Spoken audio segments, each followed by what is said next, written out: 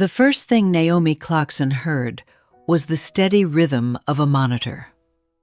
Beep, beep, beep. She opened her eyes slowly. A white ceiling, harsh lights, the faint, sterile smell of antiseptic. For a moment, she didn't remember where she was. Then the heavy ache settled in. A doctor stood at the foot of the bed.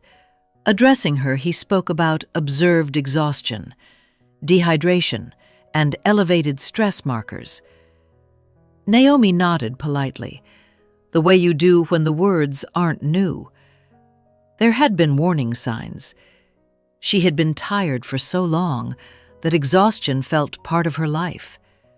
Pain had whispered for so long, she stopped listening. Pushing through had become a habit for her. Naomi Clarkson was 34, senior operations lead at a multinational consulting firm in Toronto. She was the one people called when things broke, and things always broke. Chest tightness? She worked through it. Headaches? Coffee handled those. Sleepless nights? It was regular. She told herself the same thing every single time. Just one more push. Her body had been disagreeing for months, yet she ignored the signs. She negotiated with the symptoms and outworked the warnings until it stopped negotiating. She collapsed at her desk 2 days earlier, right in the middle of a conversation. This was after a 70-hour work week that followed another 70-hour work week.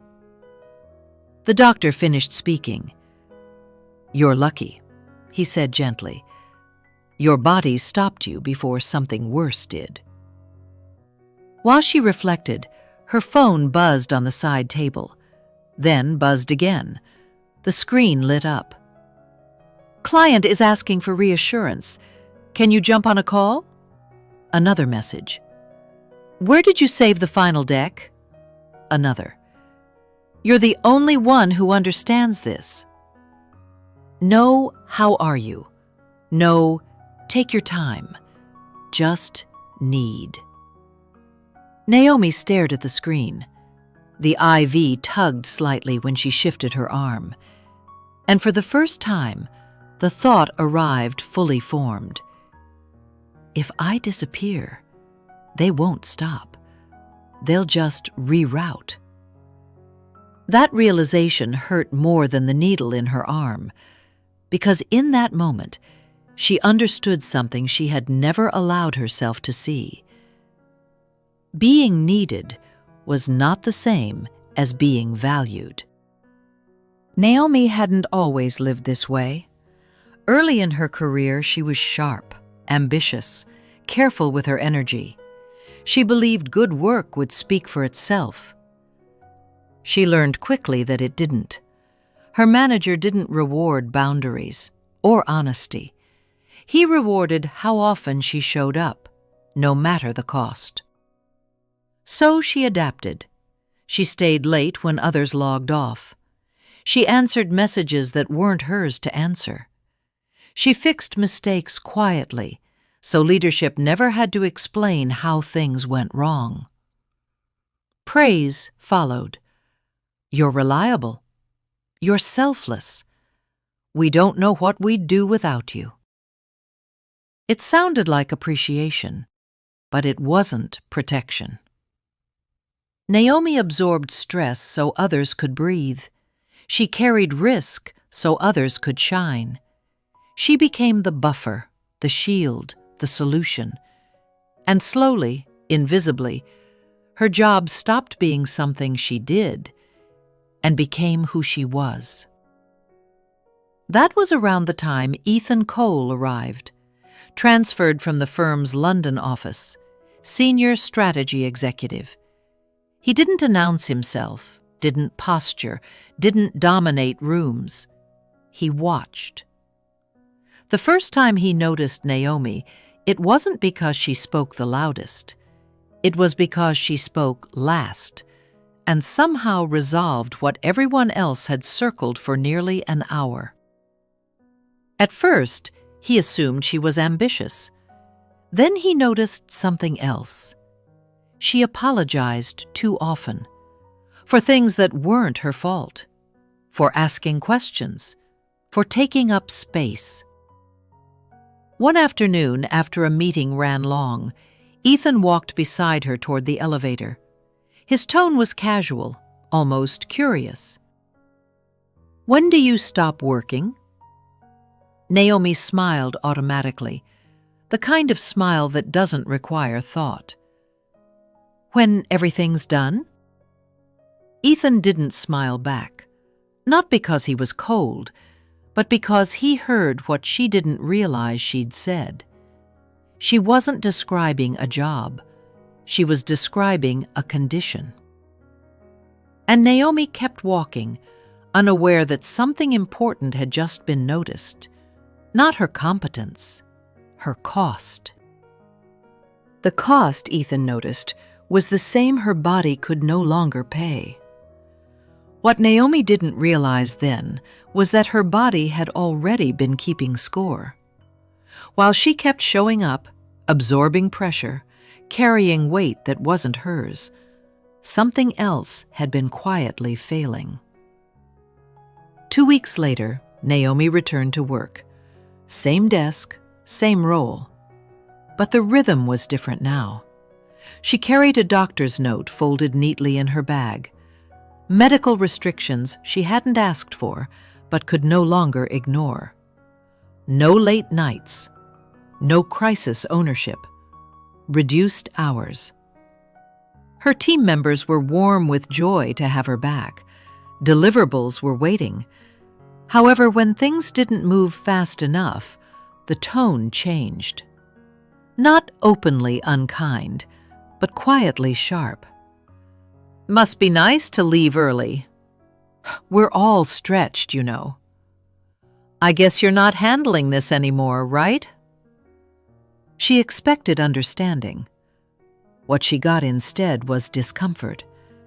She wasn't treated with care. She was treated with caution. She felt the resentment, the unease of people who had grown comfortable with her yielding, as if she'd broken an unspoken agreement. The first time she said no was discomforting. Her chest tightened, not with fear, but guilt. The kind that whispers, "You're letting people down." The second time she declined a request, the guilt grew heavier. By the third time, clarity arrived. She wasn't indispensable. She was convenient. And the moment she stopped absorbing pressure for everyone else, the system didn't adjust. It recoiled. Ethan noticed the isolation. So they began walking to lunch together, making small conversations while developing a nice friendship. One afternoon, as they crossed a side street, he slowed. "Who taught you," he asked, "that being needed was the same as being valuable?"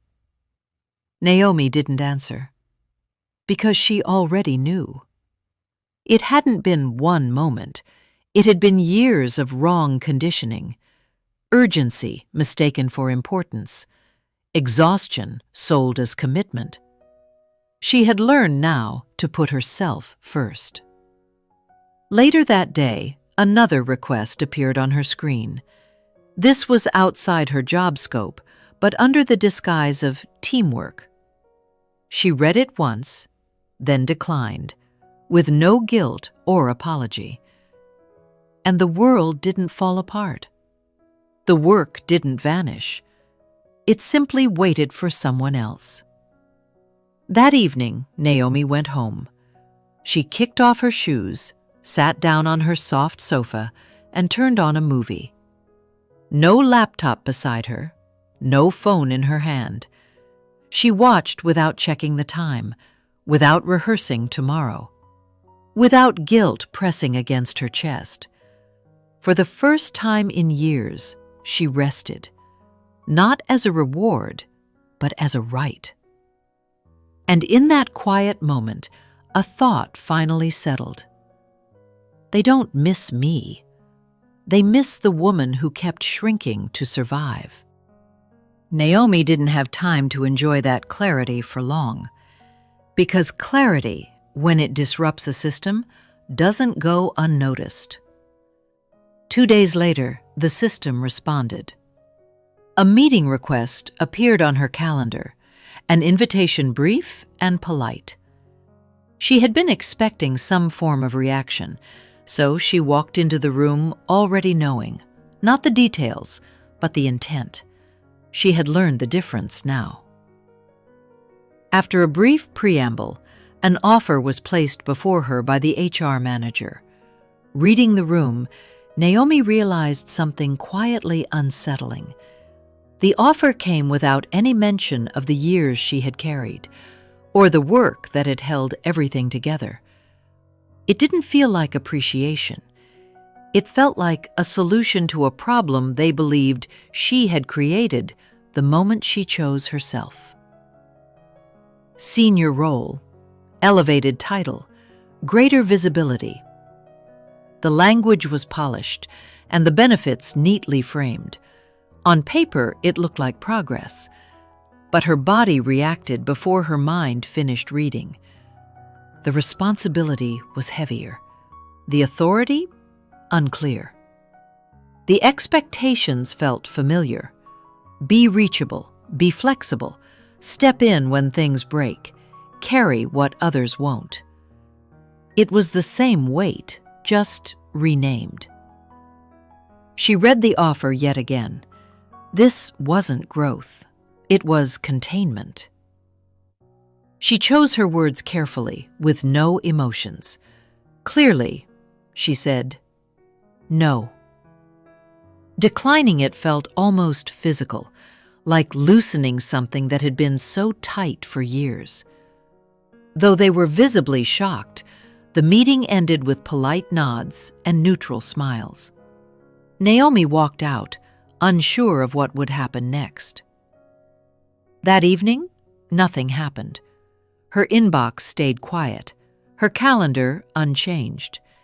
If she had been looking for punishment, there was none, and somehow that unsettled her more. The shift came the next morning. Small things at first.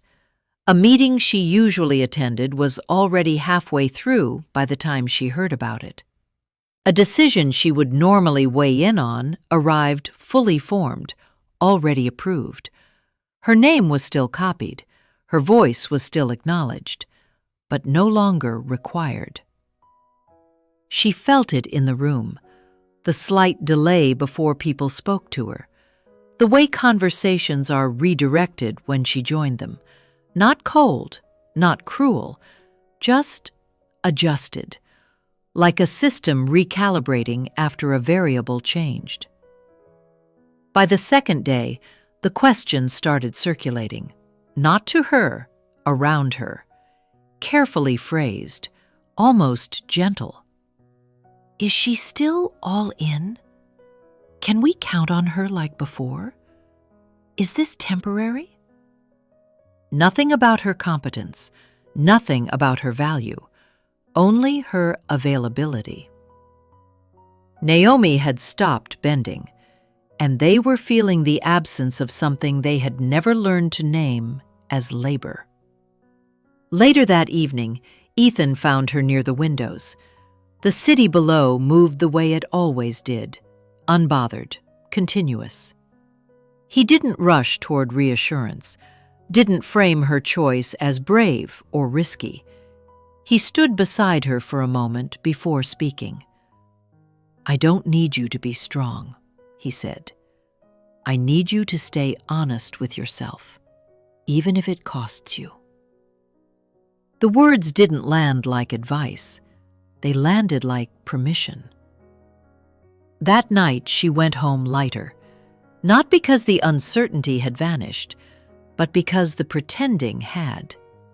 She didn't know what tomorrow would demand, but she knew, with quiet certainty, what she would never return to. And that understanding changed the direction of everything.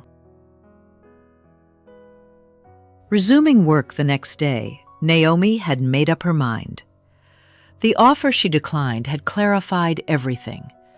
They didn't want her healed. They wanted her available. She documented everything: processes she had carried alone, decisions no one realized depended on her, client history stored only in her memory. She turned instincts into systems, judgment into written steps, experience into files anyone could open. Then she resigned, professionally, cleanly, with notice. Her last day passed quietly. No announcement, no farewell email. Just a badge returned, a desk cleared, and a role that had consumed more than it had ever acknowledged left suddenly empty. She didn't sabotage, didn't burn bridges. She simply stepped off one. She left the system better than she found it. At first, nothing broke, which is how systems always look right before the absence reveals itself. It took 3 weeks. Then the gaps began to show. Small delays at first, missed handoffs, questions that circled longer than they should have. Then came the client, one of the firm's largest accounts, the one Naomi had managed end-to-end for years. They noticed the difference immediately. Responses slowed, details slipped, confidence thinned. The service Naomi once provided seamlessly was now split across inboxes and half-understood processes. Within a month, the client left, with just a quiet email that said, "We're no longer receiving the level of support we require." The loss triggered an internal review, then an audit. What surfaced was uncomfortable. Dependencies no one had acknowledged. Risks Naomi had absorbed silently. Decisions she had been making alone without authority, but with accountability. Naomi hadn't been the problem. She had been the buffer. Leadership scrambled. Meetings multiplied. Consultants were brought in. In the end, they reached the conclusion Naomi already knew. Her role couldn't be replaced. It had to be divided. 2 new positions were created, at a higher combined cost, with narrower scopes, and still, things didn't run the same. Naomi didn't celebrate that outcome. She didn't feel vindicated. What she felt was clarity. The cost of her staying had always been invisible. The cost of her leaving finally wasn't. And somewhere between that loss and that realization, Naomi understood something quietly profound. Walking away hadn't been failure. It had been truth finally allowed to stand. And the system would never forget the price of needing someone without ever protecting them. The weeks after Naomi left were quieter than she expected. No alarms, no urgent messages, no calendar packed edge to edge. At first, the silence felt wrong, like standing still after years of running and waiting for the ground to tilt. She woke up early anyway, out of habit, then remembered there was nowhere she had to be. Rebuilding didn't happen all at once. It happened in small permissions.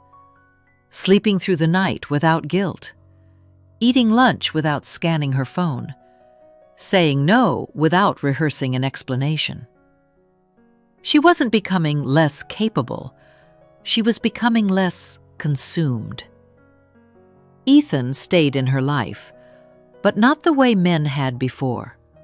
He didn't check in constantly, didn't ask what her next move was, didn't try to fix the space she was in. He simply met her there. They started with coffee, just sitting, talking. Sometimes about work, sometimes about nothing at all. What surprised Naomi most was how easy it felt to be unfinished around him. She didn't need to perform clarity or strength or certainty. The lunches followed, then dinners, unrushed, unscripted, moments that lingered longer than planned, stolen glances, quiet smiles. Not the kind of romance that arrives loudly, the kind that grows because it's allowed to breathe. One evening, as they walked past a row of dim cafes, Ethan slowed his steps beside her. He didn't look at her right away. Then he said, "You're not bracing anymore." Naomi stopped walking, not because she disagreed, but because the observation was too precise to ignore. She felt it before she could explain it. "I've spent so long being useful," she said quietly. "I don't yet know how to matter without disappearing into it." Ethan nodded. No correction, no reassurance, just truth. "I'm not asking you to disappear for me," he said. "I'm asking you to stay." The words didn't rush her. They didn't demand anything. And somehow that made them heavier than any promise she'd ever heard. What followed wasn't just recovery, it was rebuilding. Naomi didn't return to the kind of work that consumed her.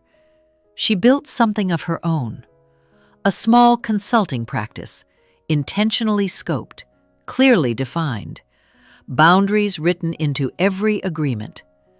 She chose clients who respected time, who valued foresight over urgency, who didn't confuse access with entitlement.